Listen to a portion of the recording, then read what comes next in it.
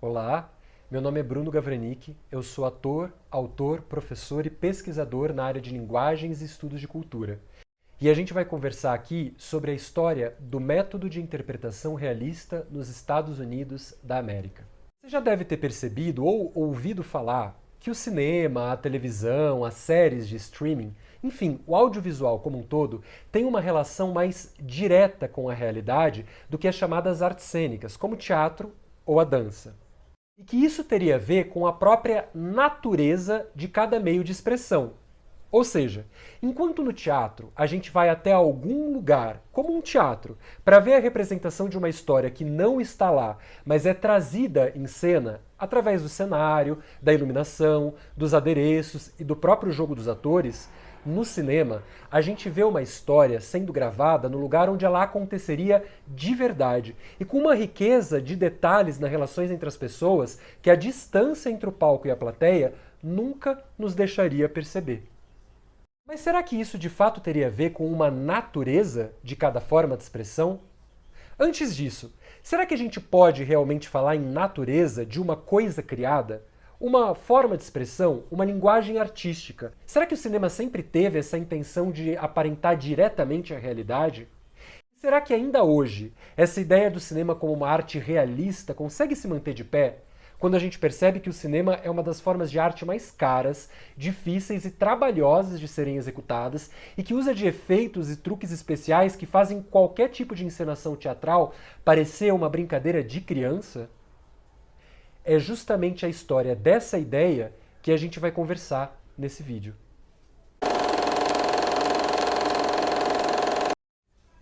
A história da arte nada mais é do que a história das formas de criação artística ou das linguagens de representação da realidade através da obra de arte. Por mais que o sonho ou a imaginação sejam importantes, e são, eles não seriam nada se a gente não tivesse um meio de comunicar aquilo que a gente imagina através da obra de arte que a gente produz. Nada foi tão importante para a criação dessa ideia de realidade ou para a representação da realidade do que o trabalho dos atores e das atrizes representando uma história de ficção. Afinal de contas, sem pessoas de carne e osso representando uma história, aquilo não passaria de ideia ou palavra em um roteiro ou um texto teatral. E dentro da história da relação entre o cinema e o trabalho de atores e atrizes, uma história onde o cinema dos Estados Unidos tem até hoje um papel central, o método de interpretação realista tem uma importância fundamental. O método de interpretação realista é como ficou conhecido toda uma tradição do trabalho do ator que teve origem nas pesquisas do diretor russo Konstantin Stanislavski desde o começo do século XX em torno de um sistema de trabalho que permitisse uma representação mais próxima da imagem e da ideia de realidade que a gente tem. Esses trabalhos que foram desenvolvidos por Stanislavski, que começaram a ser desenvolvidos por Stanislavski na Rússia, chegaram para os Estados Unidos através de antigos colaboradores do diretor que emigraram para o país nas primeiras décadas do século XX. Essa relação não é gratuita e nem única. Por conta de todos os movimentos políticos e sociais que abalaram a história da Europa nas primeiras décadas do século XX, os Estados Unidos se tornou um ponto de chegada de vários artistas, assim como de vários trabalhadores e trabalhadoras que estavam emigrando da Europa, procurando construir a sua vida num chamado Novo Mundo. Na década de 50, o diretor e crítico teatral Harold Clurman, que foi parceiro de artistas fundamentais do desenvolvimento da história do teatro estadunidense, assim como Elia Kazan, Lee Strasberg ou Stella Adler, chamou o método de interpretação realista como uma gramática do ator. Nas palavras do crítico, o método facilita os primeiros passos, diminui a falta de jeito, o desgaste, a perda de tempo dos anos de aprendizado. Dessa forma, o método se apresenta como uma ferramenta objetiva de trabalho e ajuda o ator, que tem que repetir um papel muitas vezes nas mesmas horas específicas, a ganhar uma grande maestria sobre a sua interpretação, que sem qualquer forma de controle consciente tende a desaparecer através do capricho e da fluidez do que é chamado inspiração. Através dessas palavras do Harold Clurman, a gente já consegue entender que o método Por uma função muito objetiva e prática dentro do desenvolvimento das formas de representação do Ocidente, assim como da chamada indústria do entretenimento. Ou seja, facilitar o processo de produção e de criação da obra de arte. Antes da gente continuar, é importante a gente já entender algumas coisas desde o princípio. Primeiro, o método não é necessariamente uma continuidade do trabalho do Stanislavski. Muito pelo contrário. Ele é um desenvolvimento de uma forma específica de representação que teve lugar nos Estados Unidos com base no trabalho e nas pesquisas do Stanislavski, mas que foi desenvolvido por artistas que eram, em sua maioria, filhos e filhas de imigrantes da classe trabalhadora do país que, durante as décadas de 20 e 30, estavam comprometidos em criar uma forma de representação da sua própria realidade, da realidade da sua própria classe social e do seu cotidiano, que que fugisse, melhor dizendo, dos estereótipos e dos clichês de formas antigas de representar. E que também estavam comprometidos com a ideia da criação de uma forma de representação mais própria do ator estadunidense, que levasse em consideração as histórias e as formas de relação próprias do cotidiano do país naquele momento. Esses mesmos artistas que começaram trabalhando no teatro nas décadas de 20 e 30, depois foram para Hollywood, levando e continuando a desenvolver toda a bagagem do repertório técnico e poético que eles desenvolveram no teatro, principalmente a partir da criação do Actors Studio em 1947. Um segundo ponto muito importante para a gente entender é que o método não é uma técnica, um único movimento unilateral, ou seja, um manual de instruções sobre como representar diante das câmeras. Muito pelo contrário, o método é uma tradição que junta o trabalho de artistas tão diversos como a preparadora Stella Adler, o preparador de elenco Lee Strasberg, ou o diretor de teatro Elia Kazan, ou mesmo o professor Sanford Meisner. Ou seja, pessoas que tiveram uma mesma origem, que começaram os seus trabalhos no mesmo lugar, mas que desenvolveram o seu trabalho e a sua carreira com pontos de vista totalmente diversos e às vezes conflitantes sobre o trabalho do ator e sobre a relação entre o trabalho do ator e a representação da realidade através do teatro ou do cinema. Dessa forma, não existe um método, mas uma tradição de artistas que desenvolveram os seus trabalhos no mesmo momento e que tinham uma certa comprometimento parecido com a relação entre o objetivo de criar, através do trabalho do cinema, uma imagem ou ideia de realidade que fosse mais próxima com a realidade como a gente conhece no nosso cotidiano.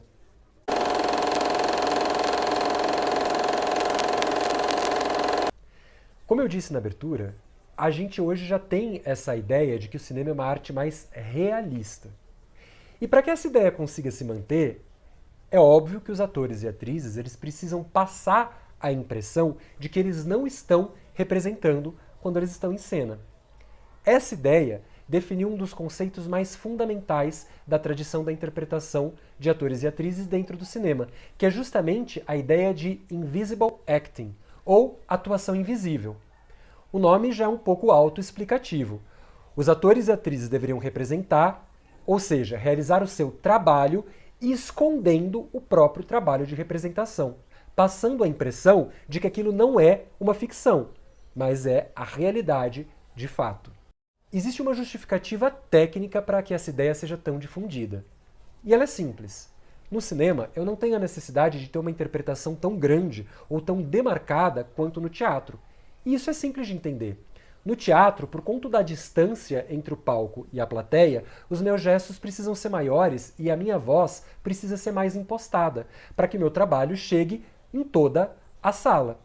O cinema permite uma interpretação que seja mais suavizada, mais delicada. E existe outro detalhe também. A câmera consegue recortar pedaços do corpo do ator. Ou seja, eu posso representar de uma maneira menor, já que o enquadramento da câmera me permite também uma abrangência menor do meu gesto e do meu trabalho de interpretação. Mas nem sempre foi assim.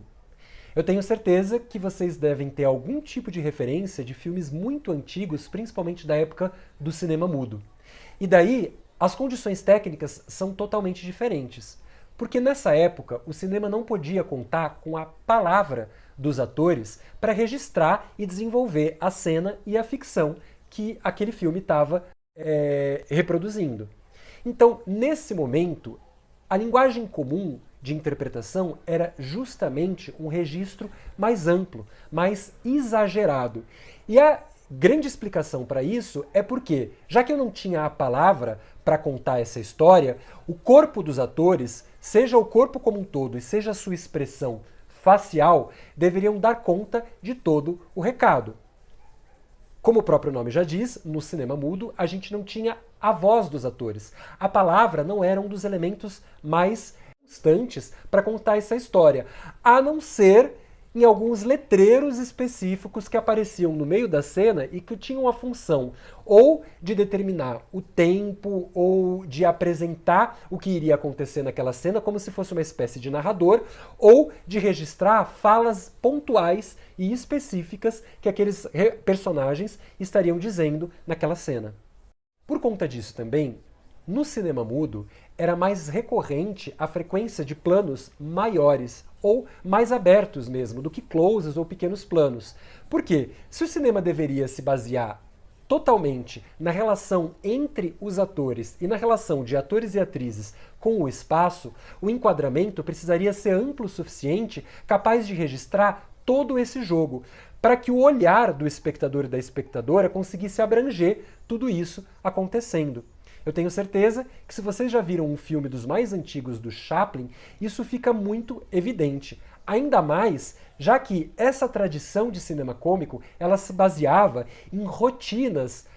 extremamente coreografadas e difíceis de serem executadas, que eram rotinas físicas, onde os atores e atrizes precisavam executar com maestria o seu trabalho e a sua coreografia, seja na relação entre eles e elas, seja na relação entre personagens e os elementos do cenário. Através dessa referência, a gente pode perceber que a linguagem ou as linguagens de representação mais comum dos atores e atrizes do cinema mudo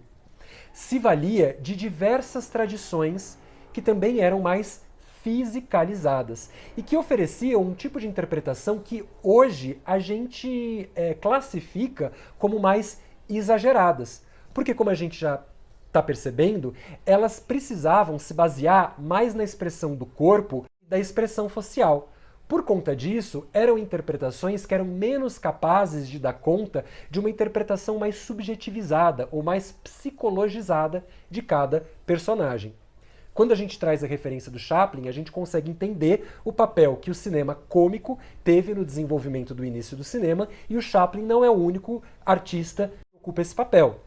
A gente pode pensar, por exemplo, no trabalho de outros artistas, como o Buster Keaton. Porém,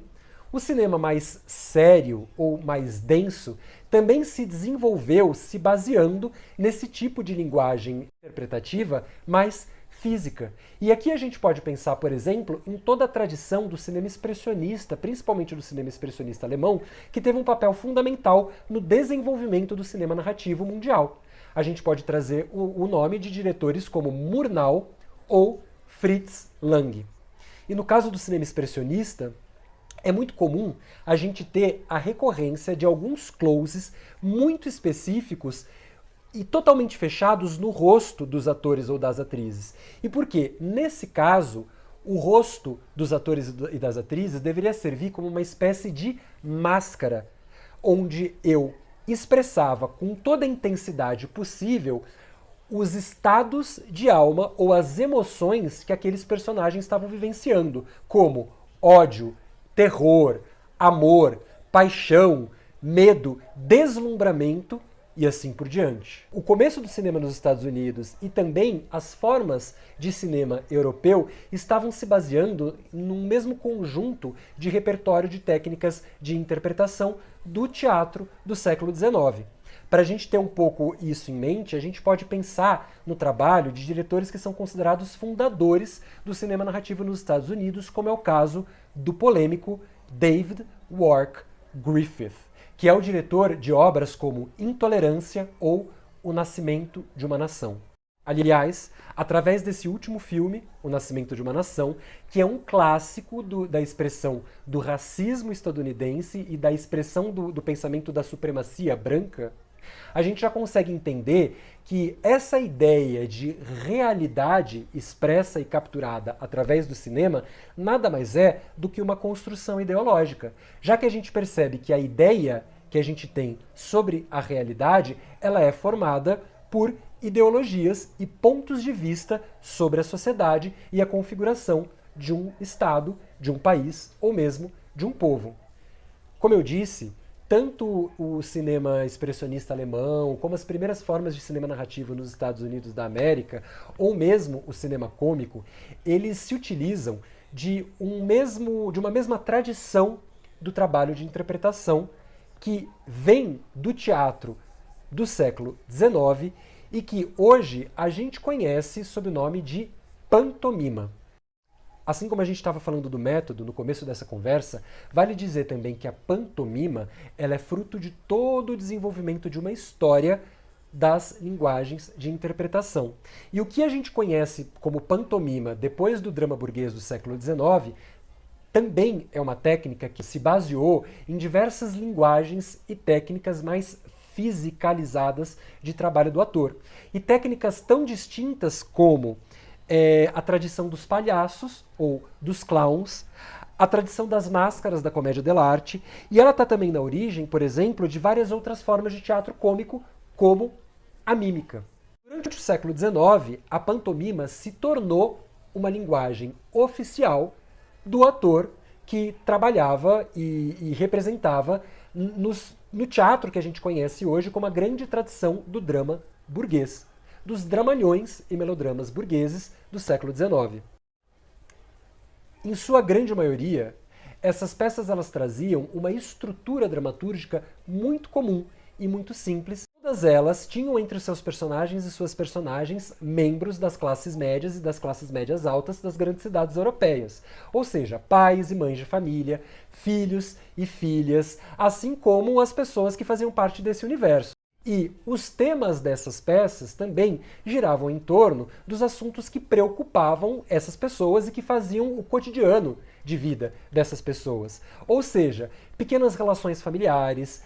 relações de matrimônio, relações de negócio, dívidas e assim por diante. Dessa forma, a gente percebia que essas peças todas expressavam um mesmo ponto de vista sobre a vida muito localizado de uma classe social muito específica e que juntava as preocupações da esfera do trabalho, da esfera pública e da esfera íntima num mesmo desenvolvimento narrativo. Por conta da estrutura dramatúrgica ser muito convencional e não trazer muitos desafios ou mudanças do ponto de vista do que seria exigido do trabalho dos atores, foi criado justamente um sistema de representação que facilitasse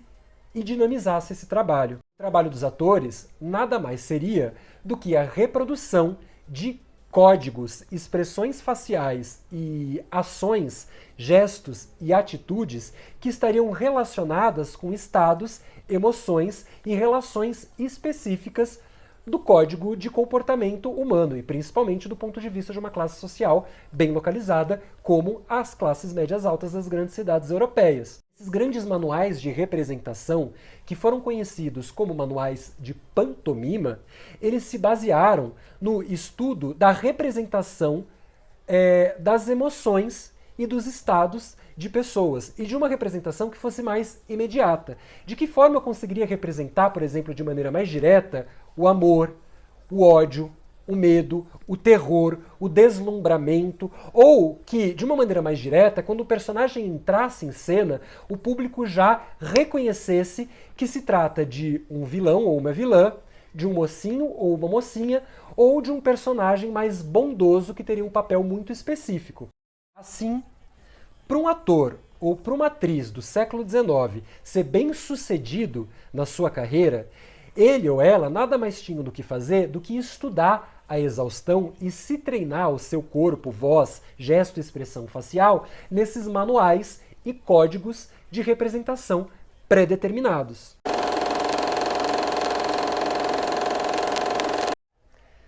Na passagem do século XIX para o século XX, a dramaturgia teatral começou a se desenvolver um pouco mais, justamente para tentar dar conta da própria experiência de vida numa sociedade e num tempo que já estava tão fragmentado e tão complexo. Ao longo do século XIX, a Europa assistiu e vivenciou diversas mudanças sociais e mesmo políticas. Eventos como o desenvolvimento tecnológico e industrial, diversas revoltas populares, como por exemplo a Comuna de Paris, o estabelecimento das fronteiras dos grandes estados nacionais, as independências e o fortalecimento da economia dos grandes países colonizados, como por exemplo o Brasil, e o surgimento das teorias da psicanálise que traziam uma outra compreensão da subjetividade de nós enquanto indivíduos. Ou seja, eventos que traziam uma grande mudança no comportamento e na compreensão que a gente tem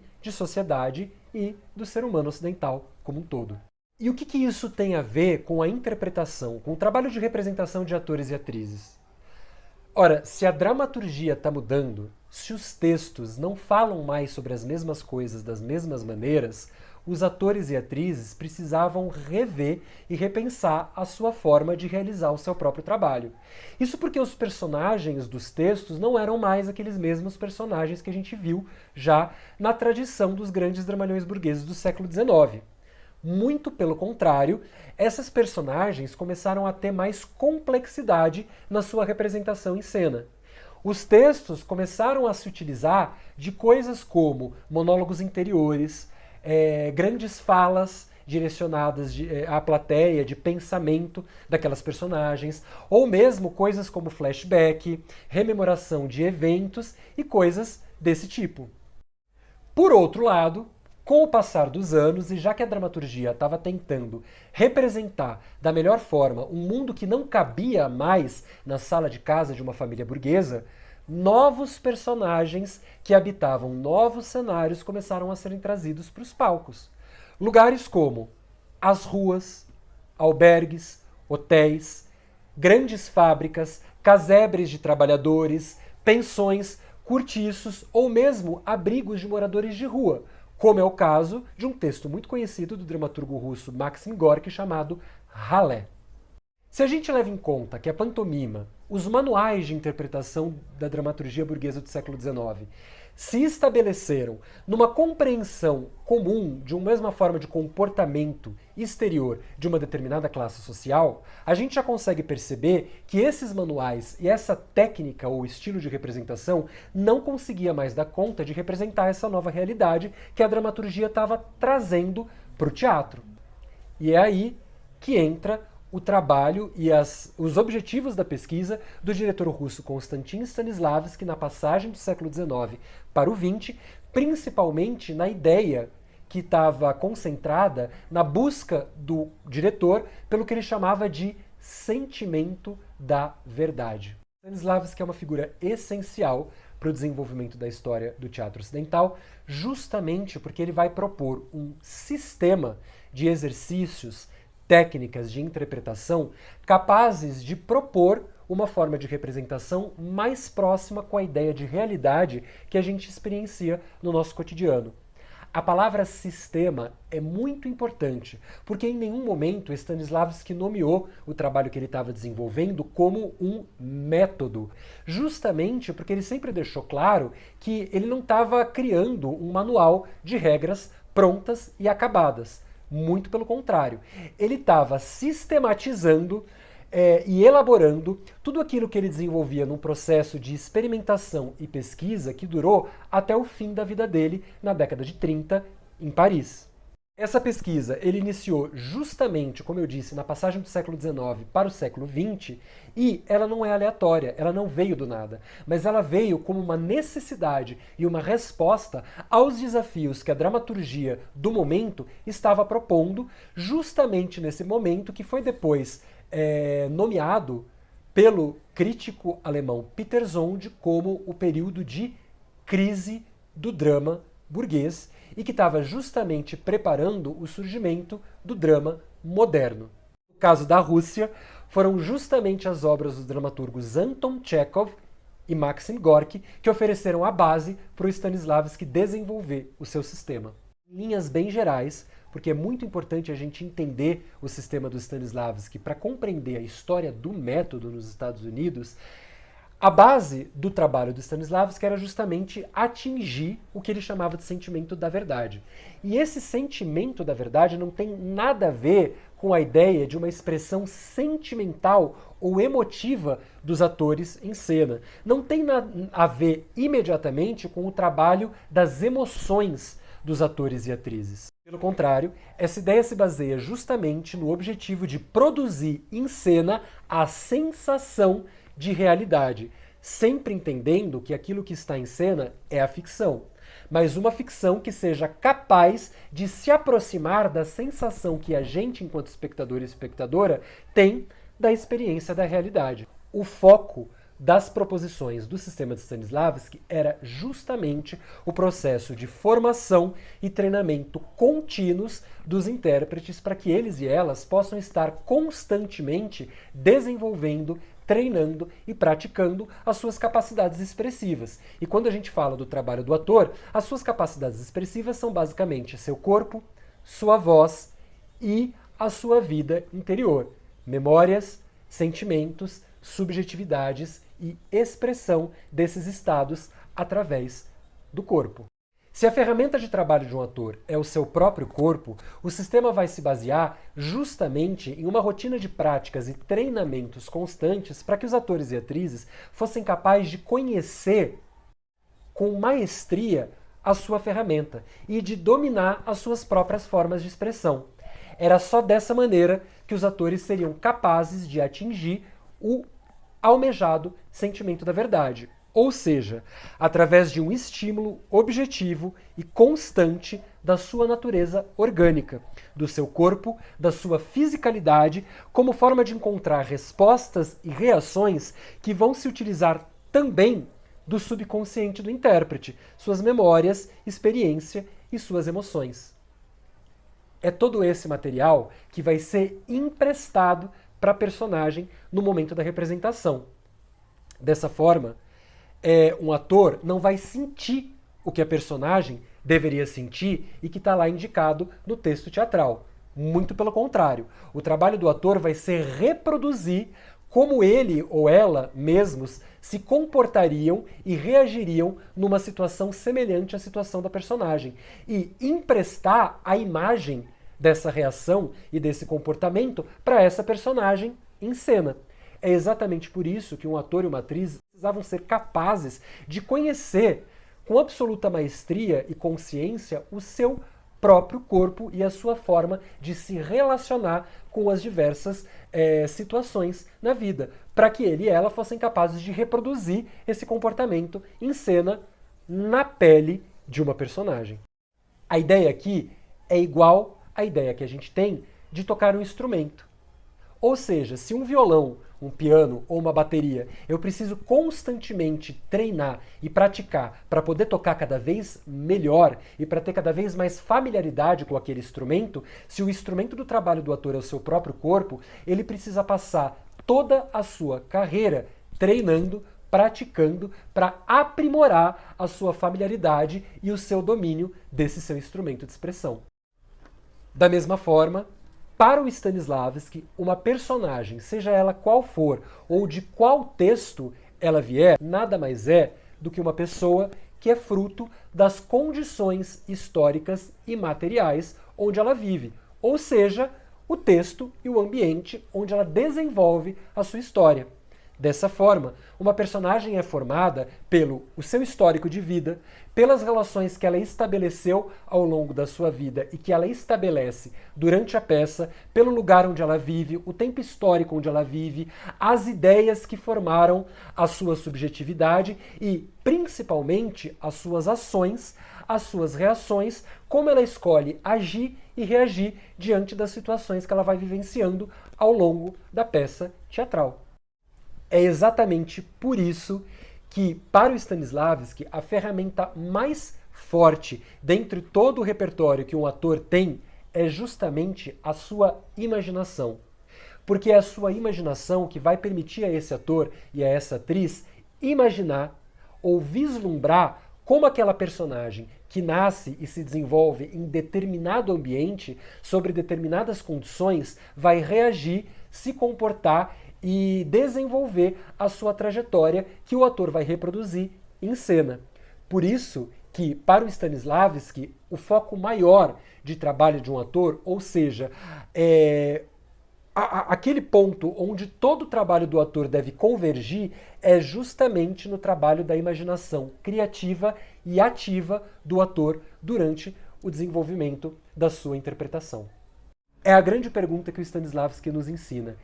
E se determinada personagem que foi criada nessas condições fizesse determinada atitude nessa situação? O que aconteceria? A resposta é a cena teatral.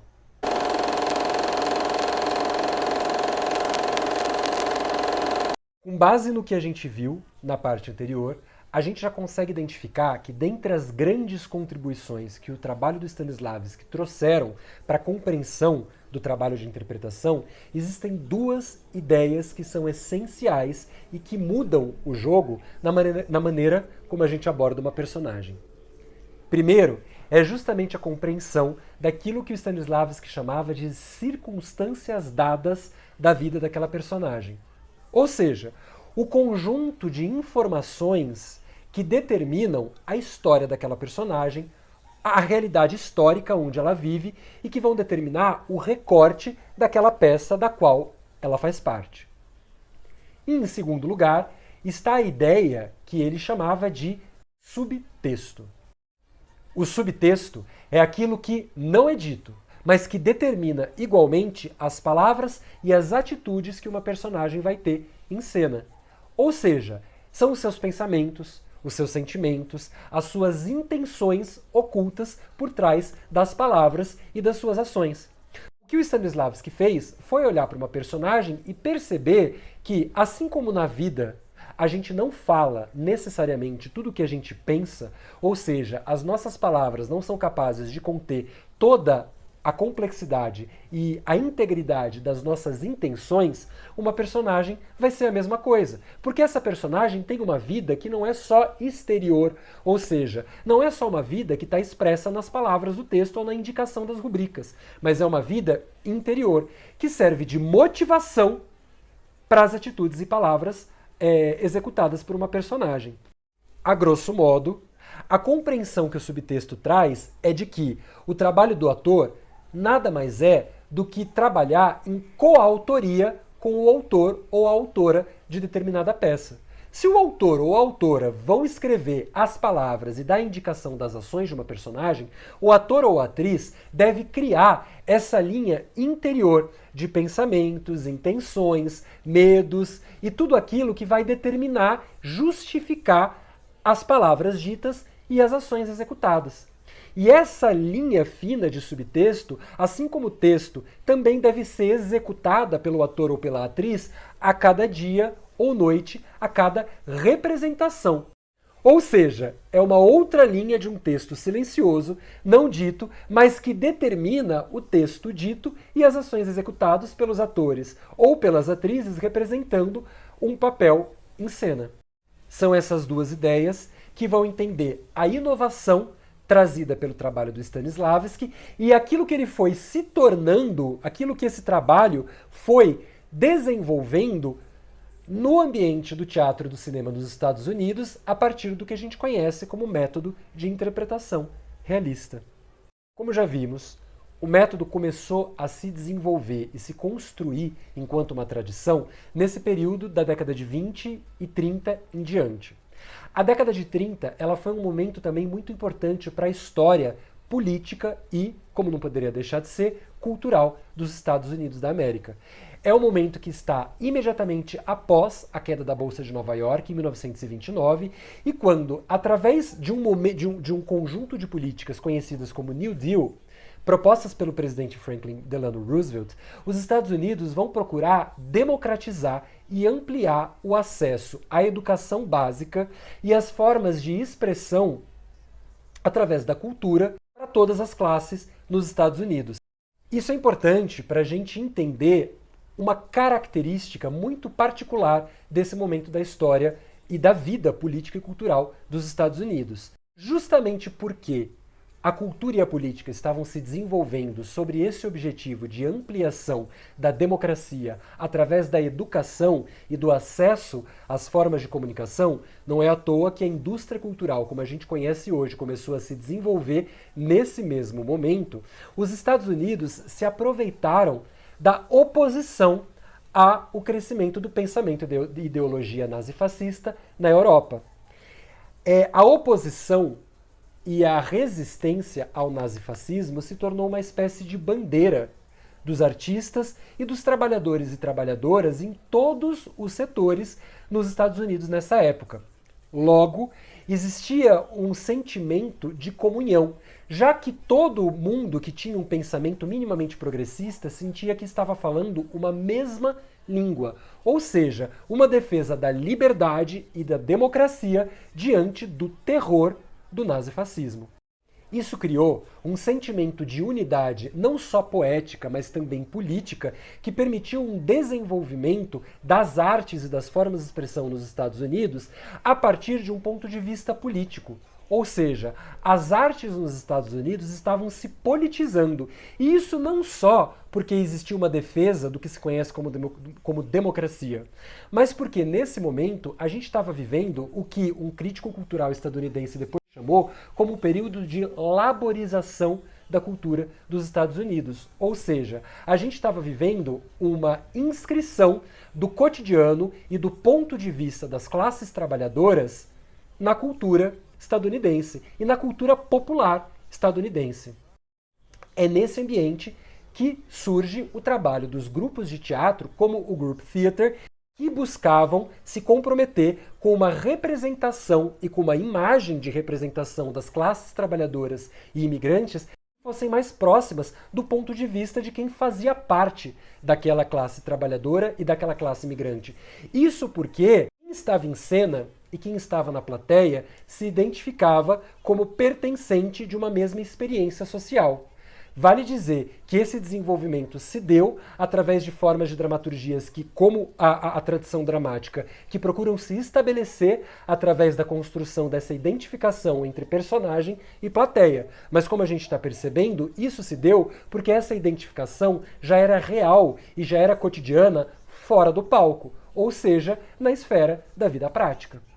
Com o passar dos anos, o impacto dessa forma nova de interpretação foi tão grande que começou a redefinir a expectativa e a imagem que dentro do país existia de um trabalho de excelência de interpretação e representação. Não é à toa que Hollywood começou a perceber os frutos atingidos pelo trabalho dos grupos de teatro em cena, ou seja, no palco, e começou a trazer para suas produções muitos desses artistas. Se por um lado esse foi o motivo que causou a dissolução de grupos importantíssimos do período, como o próprio Group Theater, por outro lado,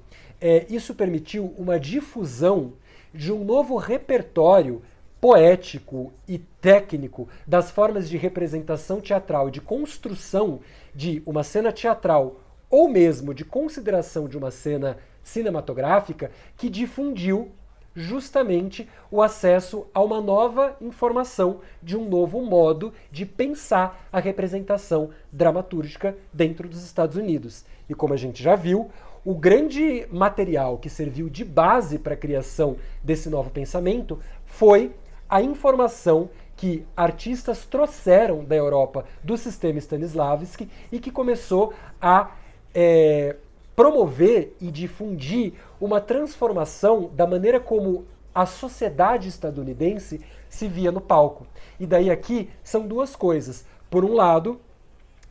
existia a preocupação de você oferecer uma imagem da vida da classe trabalhadora estadunidense que fosse mais limpa de preconceitos e estereótipos, e por outro lado, existia justamente o objetivo de construir uma linguagem de representação que fosse capaz de expressar as especificidades do ator estadunidense. Um grupo de ex-integrantes do Group Theater quiseram resgatar o espírito de colaboração coletiva que marcou a experiência teatral dos anos 30, mas agora dentro do esquema de produções do grande cinema de Hollywood ou mesmo do teatrão da Broadway. Assim, eles formaram um estúdio que, mais do que uma escola, seria um espaço onde atores e atrizes poderiam estar em constante treinamento e experimentação com o seu próprio trabalho. Esse espaço reuniria tanto jovens atores e atrizes em início de carreira, quanto intérpretes já famosos que não queriam estabelecer uma relação mecanizada com o seu cotidiano de trabalho. E esse ambiente foi justamente o Actors Studio. Porém, os tempos eram outros. Se durante a década de 30 a regra era o fomento e o fortalecimento de uma cultura política como cultura oficial nos Estados Unidos, no final da década de 40 e principalmente durante a década de 50, depois do fim da Segunda Guerra e por conta do início da Guerra Fria, os Estados Unidos quiseram demarcar perante o mundo a sua posição como centro do sistema de organização político-econômico capitalista, logo contrário a toda forma de manifestação política diversa a essa ideia de organização social. Diante disso, todos e todas os artistas que mantinham uma postura crítica e contestadora diante da realidade política cotidiana dos Estados Unidos começaram a serem perseguidos e perseguidas e expostos e expostas perante a opinião pública em um processo jurídico legal empreendido pelo governo dos Estados Unidos e que ficou conhecido como macartismo, em referência ao senador Joseph McCarthy, que era uma figura muito famosa da ultradireita conservadora estadunidense. Com isso,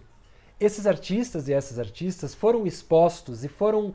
perseguidos em um processo de acusação que servia como testemunhas dos próprios membros da classe artística. Ou seja, pessoas que já tiveram qualquer tipo de atividade política no passado, principalmente a partir da década de 30, eram convocados perante um comitê para confessar a culpa de seu passado político e delatarem, ou seja, denunciarem, darem nomes de antigos companheiros e companheiras de trabalho que também tinham um envolvimento político. O que foi o caso do diretor Elia Kazan, que foi um dos fundadores do Actors Studio, uma das figuras mais importantes do Group Theater na década de 30, e quando inclusive tinha sido um militante político com uma atividade intensa. E, no final da década de 40, era um dos grandes nomes do novo cinema hollywoodiano. Porém, essa defesa da delação não era uma unanimidade nem entre os membros da classe artística e muito menos entre os membros que frequentavam o Actors Studio. Muito pelo contrário. Ainda existia uma grande diversidade de pensamento entre os artistas que faziam parte principalmente dos meios de produção de cinema, mas também de teatro e da vida intelectual como um todo nos Estados Unidos. Na relação com a grande indústria, as coisas não poderiam ser muito diferentes. Se os artistas quisessem manter uma posição e um espaço de trabalho no cinema, eles precisavam silenciar as suas críticas e as suas posturas, sejam em relação à política estadunidense como um todo, seja diretamente em relação à dinâmica do macartismo. Com isso, esses artistas e essas artistas precisaram começar a encontrar outras formas de expressar as suas críticas e os seus pontos de vista sobre as contradições da realidade social estadunidense. Assim, mais do que atacar e discutir abertamente a política e as ideologias que sustentavam a aparência do Estado e da democracia estadunidense, eles precisavam começar a focar nos efeitos e nas consequências que todas essas contradições geravam no cotidiano e na intimidade da vida das pessoas. Ou seja,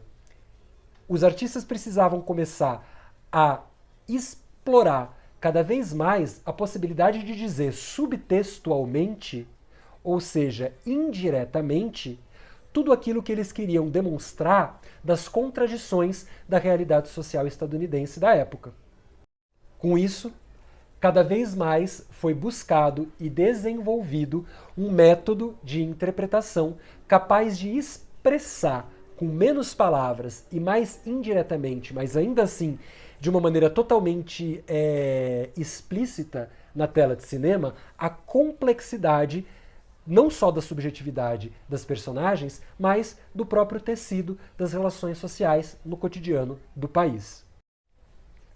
Por um lado, se o método ofereceu para os grandes estúdios uma técnica e um repertório de ferramentas capaz de modernizar e transformar a forma de expressão dos seus filmes através da criação de personagens cada vez mais complexas em roteiros mais densos e mais profundos, por outro lado, o método continuou permitindo aos artistas uma maneira de continuar desenvolvendo as suas pesquisas e, acima de tudo, de desenvolver o seu trabalho como um testemunho para a realidade complexa e ameaçadora dos Estados Unidos na época. É exatamente essa situação que permite a gente entender o método, principalmente nesse período de desenvolvimento fértil durante a década de 50, como um campo de disputa. Essa ideia se dá justamente porque, ainda que o método serviu aos grandes estúdios de Hollywood num objetivo muito específico de transformar e desenvolver as suas formas de produção, os atores e as atrizes se tornaram profissionais técnicos que eram capazes de ter independência e total autonomia com as suas ferramentas, com os seus elementos e suas técnicas de trabalho, podendo, inclusive, operarem como colaboradores de diretores e roteiristas na autoria do trabalho. Dessa forma, o próprio set de filmagens se tornou também como um campo de criação aberta e colaborativa dos atores, onde eles tinham consciência das suas formas de representação e da sua técnica de trabalho. E com isso, eles conseguiam inscrever na própria obra finalizada o fruto do seu processo criativo enquanto categoria especializada dentro do sistema de produção de filmes. E nesse momento, que é um dos momentos mais contraditórios e complexos da história política e cultural da vida nos Estados Unidos, o desenvolvimento dessa técnica de trabalho, através do método de interpretação, começou a possibilitar, inclusive, o surgimento de filmes também mais ambíguos, complexos ou até mesmo confusos no valor que as suas narrativas davam para determinadas atitudes e pontos de vista. Por exemplo, a gente pode começar a ver filmes que, a princípio, surgiam como uma defesa ou mesmo uma justificativa da delação como atitude pessoal perante o macartismo, mas que mostravam personagens e principalmente protagonistas como figuras confusas, como figuras que não tinham domínio das suas atitudes e das consequências das suas ações, ou seja, figuras falhas. E esse é justamente de um filme conhecido no Brasil como Sindicato de Ladrões, ou cujo título original é On the Waterfront, de 1954, justamente dirigido pelo cineasta Elia Kazan, depois de ter escolhido colaborar com o macartismo. Por mais que esse filme tenha se tornado um filme símbolo do macartismo, e símbolo também da defesa e da justificativa da delação, como uma forma dos artistas manterem um lugar ao sol dentro do esquema de produções de Hollywood, através do trabalho do protagonista Marlon Brando em relação com os outros membros, atores e atrizes do elenco, o que a gente tem ao fim é a construção de uma protagonista confusa, de um herói falho, que não tem certeza sobre as suas atitudes e perde inclusive a consequência dos seus atos, contrariando a grandiosidade e o heroísmo que a edição do filme ou a trilha sonora tentam imprimir para a trajetória desse protagonista ao final da obra. Esse filme é um exemplo de um momento específico do desenvolvimento do método, principalmente no momento em que a técnica é incorporada e transforma o modo como Hollywood produz seus filmes. Mas ele também dá testemunho de como foi a passagem da técnica desde do seu surgimento no teatro estadunidense da década de 30 até ser totalmente incorporado no cinema de Hollywood a partir da década de 50.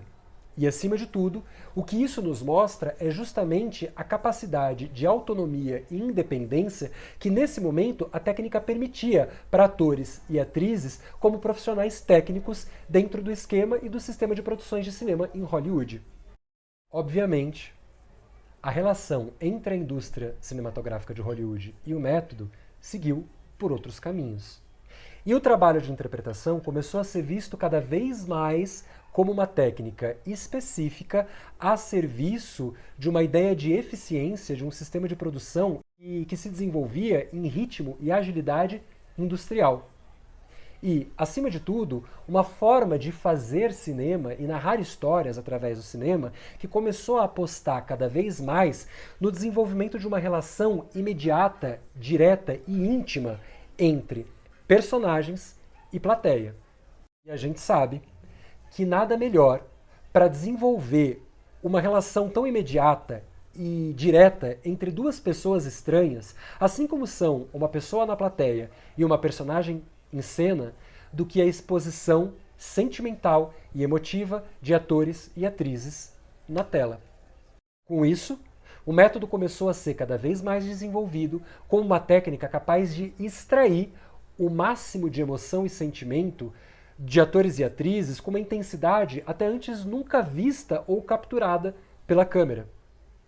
E para que isso fosse possível, os atores e as atrizes começaram a ser cada vez mais treinados para se entregarem nas mãos de diretores e preparadoras de elenco, que são as figuras responsáveis por conduzir o elenco para vivenciar com toda a intensidade possível a emoção exigida pela cena naquele momento único que vai ser a representação daquela cena capturada pelas câmeras no set de filmagem. Só que com isso, aquela conquistada autonomia e independência dos atores enquanto categoria profissional começou a ser diminuída. Mesmo com tudo isso, a gente precisa entender que a técnica ou o conjunto de pontos de vista, pesquisas e trabalhos que